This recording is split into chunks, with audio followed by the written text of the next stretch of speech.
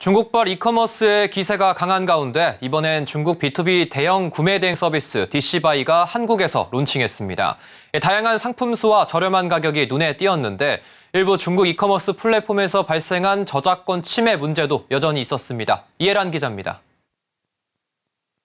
코스닥 상장기업 네오리지는 자회사 DC바이러스를 설립하고 중국 알리바바와 1688의 한국 사업권을 가진 항저우 수르거루의 지분을 인수했습니다. 이후 DC바이러스는 2달 만에 DC바이를 론칭했는데 이는 국내 처음으로 중국 초대형 유통 플랫폼과 API를 연동한 중국 B2B 구매 대행 플랫폼입니다. 국내 판매자가 DC바이에서 상품을 골라 주문서를 넣으면 API 연동으로 다른 중개자 없이 중국 대형 플랫폼에 주문이 자동 발주되는데요.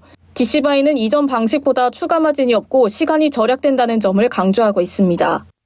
또 기존 중국 B2B 플랫폼과 달리 한국어로 서비스를 이용할 수 있고 중국 계좌가 없어도 결제가 가능해졌습니다. 기존 구매 대행 업체보다 저렴한 수수료도 내세웠습니다. 타 플랫폼과 비교해보니 상세 페이지까지 동일한 한 상품이 B2C 플랫폼에선 12,700원, 도매업자 대상인 DC바이에서는 5,217원에 거래되고 있었습니다. 단 B2B 플랫폼인 만큼 물건을 사려면 사업자 등록증을 제출해야 하는 기업 인증이 필요합니다. DC바이는 앞으로 B2C 서비스도 한다는 방침입니다. 유영청 네오리진 부사장은 서울경제TV와의 통화에서 향후 B2C로 사업을 확대할 예정이라고 밝혔습니다. DC바이를 더 자세히 살펴보니 기존의 국내외 브랜드 상품을 위조한 짝퉁 유통 문제가 여전히 남아 있었습니다. 국내 유명 배우 사진이 무단 도용됐을 뿐 아니라 정가 54,000원인 티셔츠의 가품이 1,800원에 게재되어 있는 것을 확인했습니다.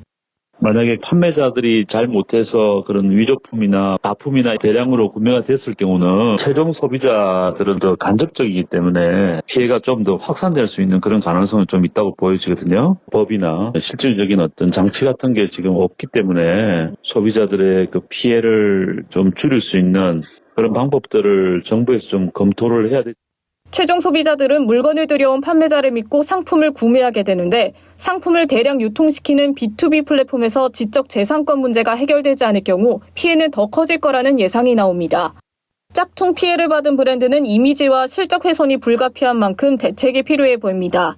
여기에 대해 유 부사장은 위조품의 경우 심사기간 중 구매자에게 상표권 문제 소지가 있어 구매할 수 없다고 안내해 피해를 방지하겠다는 입장을 밝혔습니다. 서울경제TV 이해란입니다.